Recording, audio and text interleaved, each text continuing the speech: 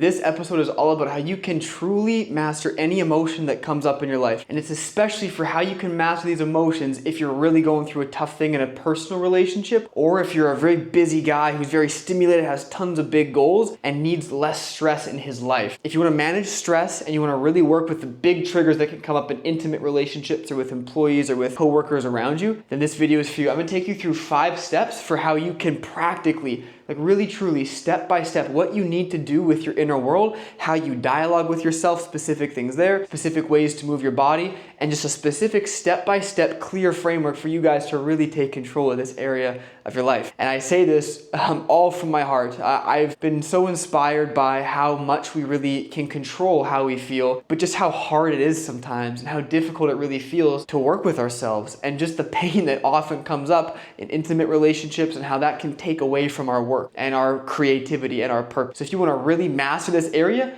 I'm going to take you through step by step exactly what I do on a regular basis when I go through a painful experience and how I overcome it. And then at the end, I'm going to go through these helpful habits that are just good daily habits that can really help. So to be clear, this is a process that will take you step by step, but can also take up to 60 minutes or 90 minutes or 2 hours. Sometimes you can do this whole process in 5 minutes. It just depends how good you are at it. The more you practice it, the smaller amount of time it will take, and also the smaller the emotional trigger, the less time it will take. So thanks everyone for being here. My name is Brett Bailey from Brett Bailey Coaching, and many of you know I coach high-performing men and help them really get unstuck, help them master their emotions, help them really recapture the juice of life that they've known, that you've known since you were a kid, but have forgotten in an overstimulated stress culture. So my job is to help you have a very fun, successful adventure in life, okay? And a big part of that is mastering your emotions. So the first step, by the way, when you're going about mastering your emotions, you have to first identify what has come up inside of you, okay? Now, sometimes it's a protector that has come up. You have to be able to identify that. Sometimes it's an exile, and sometimes it's just yourself, which is just your pure energy. Quickly run through each of these. To be very general, simple, and the protectors are the habits that you have that protect you from feeling the big emotions of what they call exile, big emotion. So for example, you may have a big emotion of, let's just say, shame, but that shame is so much to feel, so much so that we've tried to push it away, relegated that exile of shame to our unconscious mind, and on the surface, to protect yourself, you actually have become a nice guy. Or we'll give you another example of overthinking. Overthinking is underfeeling, and overthinking is one of the biggest addictions in our culture, just thinking, but we do it for good reason. We become a nice guy or overthink or do any number of one of the protectors that you can, which there's many. You can become an achiever, you can become a nice guy, you can become a perfectionist, you can become a person that always complains, you can become a person that always is sick. All of these things can help protect you, and I'll share with you how that works. But just know that there's a big emotion called shame, or some other big emotion, big painful experience, and you become something to protect yourself. And so you have to become aware what is what when they come up in your day-to-day life. So for example, it can get really insidious and tough if one of your protectors is a caretaker, because you felt shame when you were very young and you learned how to caretake. You just caretook for your mom, for example. She would love you and the shame would go away. And so you learned what you needed to do to be lovable. You learn these protection mechanisms, but exiled the feelings, exiled the painful feelings. Now you might think, well, that's a pretty good solution, because if I can just get rid of the pain, throw out these exiles and relegate them to my unconscious where I don't have to think about them or look at them, well then I'm free from the pain. But the problem is you also throw out the really good emotions. So when you suppress all that shame and pain, well, that same inner child who's carrying that shame also carries your joy, your love, your creativity, your fun, your open-hearted. And many of you are searching for that juice of life, the adventure, the fun, and the play. You might be thinking, man, I just can't seem to be playful, or my girlfriend, she keeps asking me to be more playful or more sexual or sensual or feel her more, be more present, but I don't know how. It's probably because you're so much in your head, your protector of overthinking is so much there, you're so logical, because you have to. The protector has to be there. Why? Because there's an exile deep in your heart you've suppressed. There's an emotion you've suppressed. So it's your job, and step number 1, to identify, is this a protector coming up? Is this an exile? What am I feeling? You gotta name the thought or emotion you're feeling. Now the third option it could be is you could actually just be in yourself, self-energy. But self isn't something you can identify as much as you just experience. Self is the part of you that isn't actually a part. It's the energy surrounding your body. It's the present moment beingness that you are. It's this really light, energetic experience. That's what your self-energy is.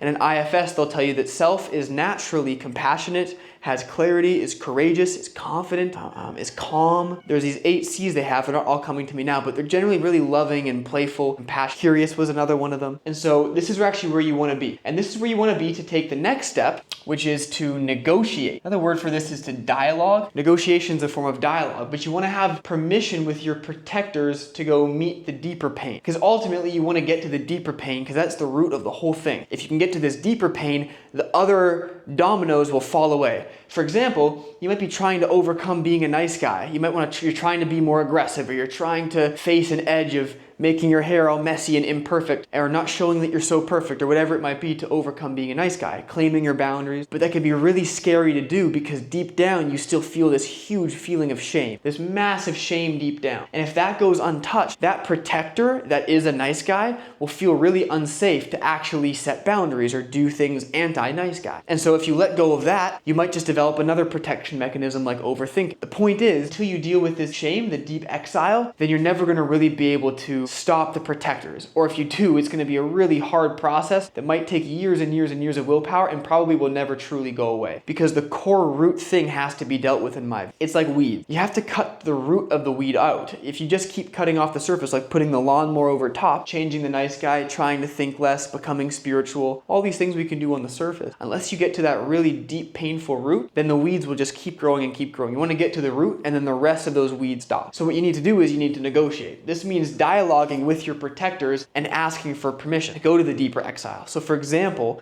what might happen for you is you may notice that your protector keeps thinking and thinking and thinking and never really lets you. And so you might say, well, hey, Mr. Protector, who's distracting me and who's thinking so much, I'd like to get to know you more, and just wait for a response. This isn't where you're thinking back for it. You actually just sense and get a response. It helps actually to find where this protector is in your body. If it's an overthinking protector, it'll probably be somewhere in your head, sometimes in the back of the neck, sometimes the shoulders. This is where when I work with clients, typically their protecting part is that over. So you locate it, you can touch it, so you connect with it. Now there's subject, object. You're having a dialogue, okay? So hey, Mr. Protector part who's numbing me and overthinking all the time, I'd really like to know who you're protecting. I'd like to know how old do you think? It'll say, I think you're 8 years old. Or I can't stop thinking. Why can't you stop? Well, what are you afraid will happen if you stop thinking? Well, if I stop thinking, then everything's gonna fall apart. I have to keep thinking and keep doing stuff because if I don't, then things will fall apart. And you just have a dialogue and get to know, what are your fears? What's your outcome? What's your purpose for being here? And you get to know it enough, you build rapport just like you would with a human, and then you negotiate. You say,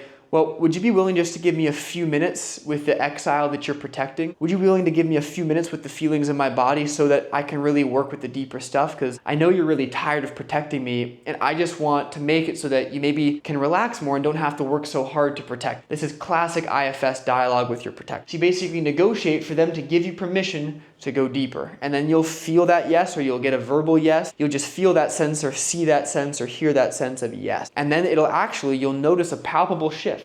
You might have a deep breath and you'll get access to a deeper feeling, okay? So that's the next step. So you negotiate, you get it, and then once you find the exile, which they would have just given you access to, you then want to reparent, okay? So now you found the exile. Now all these exiles, they're kind of like inner children. And I say kind of like because, well, they really are. I mean, these are really the parts of you that came up and were hurt and were burdened at a really sensitive time in your life. And at this time in your life, you weren't equipped to deal with the demands of the world and as an adult. Very overstimulating, especially as a small little infant or a little child's nervous system. It's very sensitive. So even small things from the adult brain can be really traumatizing for a child. And as Gabor Mate beautifully says, trauma isn't what happens, it's what happens inside of you when that external event happens. And so when you're a child, even small things can be kind of traumatizing. And so you want to understand and reparent this exile's model of the world. Just like you did with your protector part. You want to start to say, hey, I'd like to get to know you more. I'd like to know what your needs are. I'd like to know what happened to you. What's your story? I really just want to know, from no judgment, just from passion or curiosity or calmness, sometimes courage to really hear some of these deeper dark. Just get to know it. Find out its needs, and you want to make sure that exile's needs are heard, felt, and filled then at that painful time in the past, like 2005 or 1988 or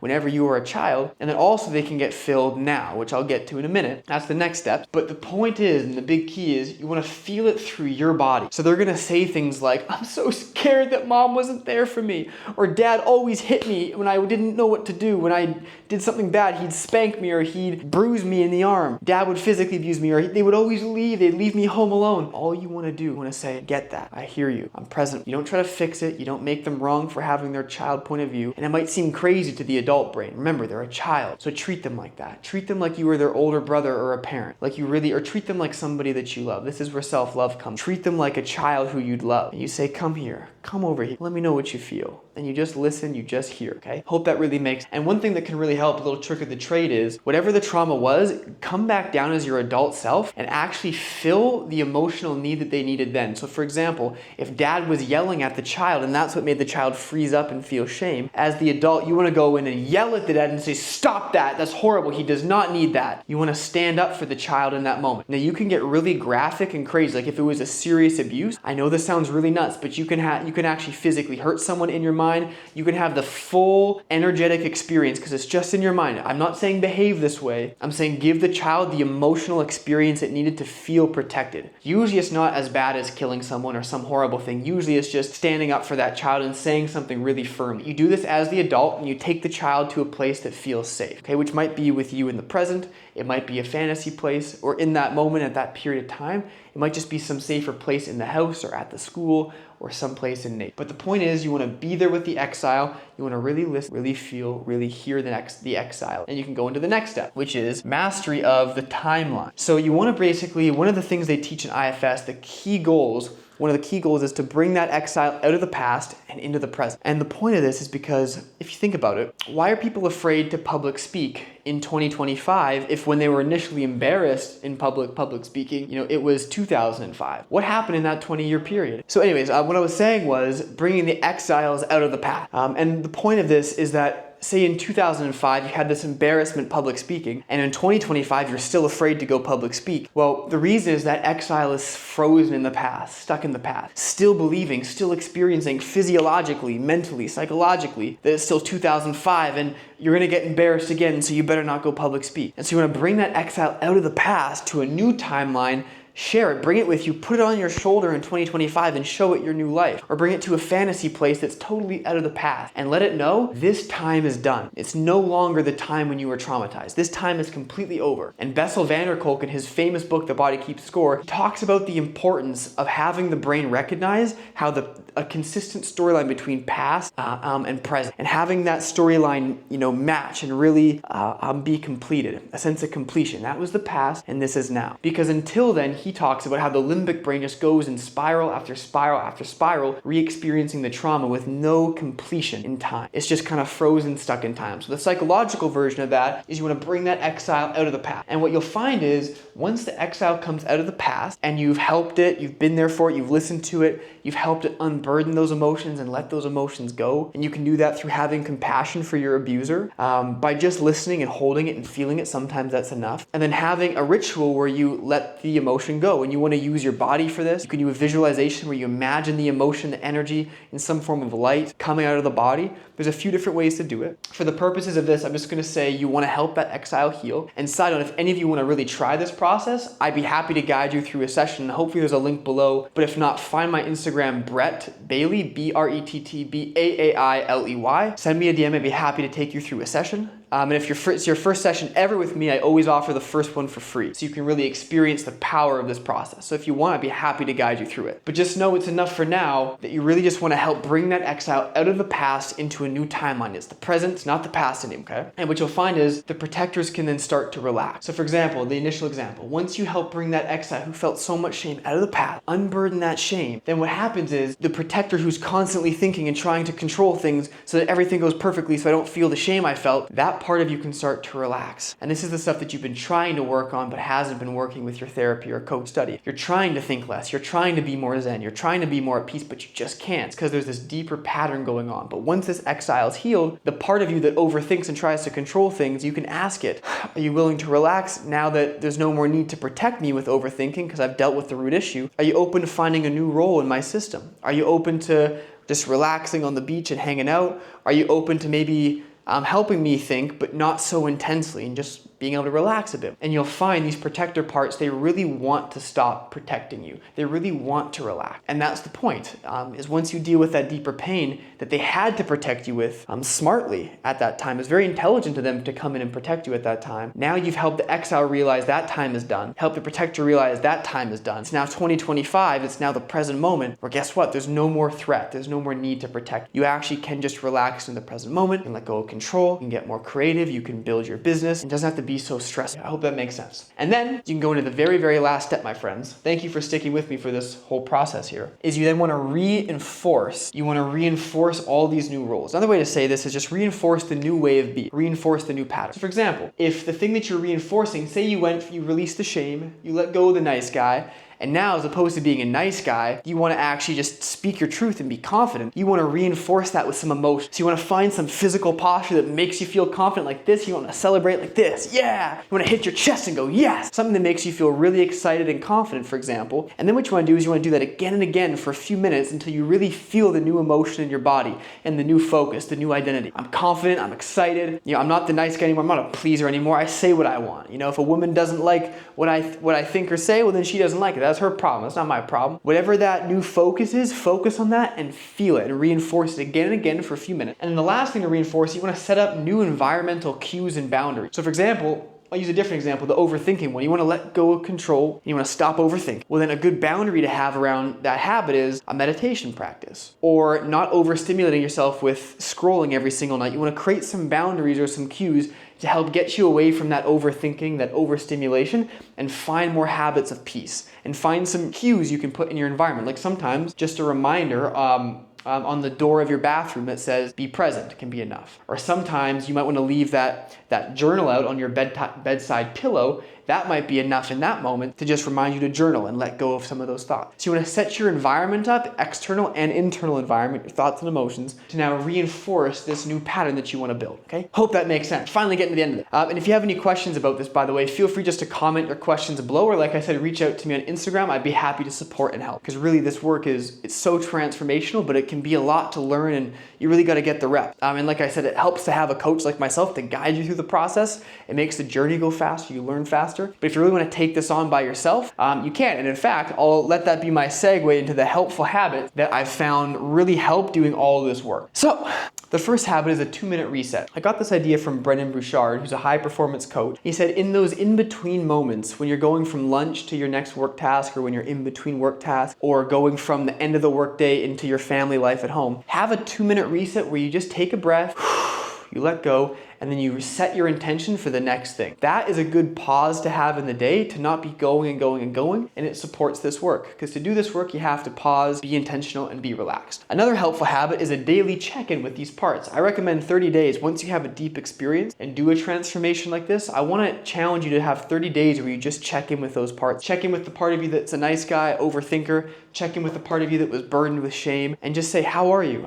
Can I support you? Do you need anything from me? I just want to check in and listen if there's anything you still need me to hear. It's good just to pause and check in, to feel and to notice your thoughts, okay? It's kind of like a meditation. The next thing is intuitive movement. So intuition's a really important part of this process, because exiles will have their own way they want to release emotion. Sometimes they want to go like this, and you'll stand up in the middle of the process. Sometimes they'll go like this, and sometimes they'll want to dance and play. So any intuitive movement like dance, or you can even do like strength training, but kind of make it intuitive. Just feel where your body wants you to go. The more you can feel and be intuitive in your body, the bigger your capacity gets to feel. It's a super helpful habit. Another one you can take on is just a simple meditation habit. So this is just simply becoming aware of your thoughts, becoming aware of your different parts. Just body scanning, just noticing what comes up. Very, very simple. Another one is breath work. Now breath work you can do from 1 second up to 1 hour. 1 hour or even 2 hours are some of the longer sessions that I've guided my clients through, where you really breathe intensely and deeply to try to release trauma and just dig deep in your unconscious. But on day to day, you don't have to do that. Just a 1 second breath pause.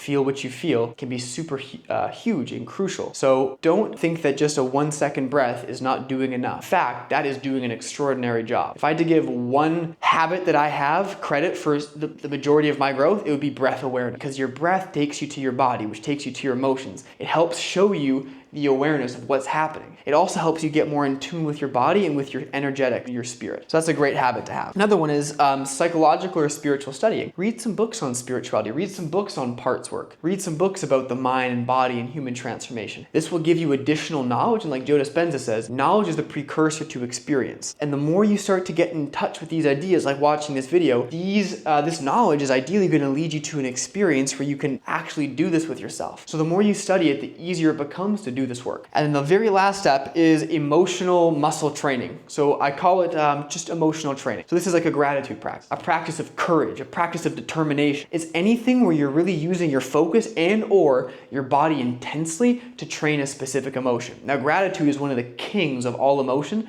That would be where I would start if I was you. What this means is just practice feeling gratitude in your body. It's not enough just to think it, oh yeah, I'm grateful for this, I'm grateful for that, grateful for my dog, grateful to be alive, but you don't feel it. You're still kind of in that unhappy mode. You want to feel the gratitude, like, thank you, I'm blessed. Thank you so much for my dog. Thank you for my life. Thank you for my body. Thank you for my job, even if it isn't perfect. Thank you for the opportunity to make money. Thank you for being in this country. You want to feel it. You want to stack it and feel it. And that really helps because it's helpful to do this work to be in a resourceful emotional state. If you feel like shit, it's hard to do this work. So it's good to make yourself feel good first and then get into this work. So these are some helpful habits you can use, but this is the process. So I hope this really made sense and was valuable and is even exciting and inspiring. And I'm saying this, you probably feel the passion I have for it because it's changed my life, and I've worked with hundreds of different people, had conversations with hundreds, thousands of different people at this stage, and it's extraordinary how these ideas, little shifts, can make massive, massive impacts in the quality of their life, in the quality of their present moment. You know, like Deepak Chopra says, the best way to prepare for the future is to be totally present now. And so if you can master this present moment doing this work, you can make your life anything you want. Whew. So finally got through that. Again, hope this was valuable. If you enjoyed it, share it with a friend if you think someone will get value from it. Like and subscribe to be a part of this community and to get updates for future videos just like this, and even cooler videos with cooler guest speakers and all sorts of awesome stuff that I'm curating specifically for you guys, specifically for the guys who, you know, really want to master their inner world so they can experience better relationships, greater health and energy, and ultimately live their purpose and express that in their career and live a life of absolute freedom. Getting down to the nitty-gritty all the way to life of absolute freedom. So thank you for your time and attention, my friends, and I'll see you in the next one.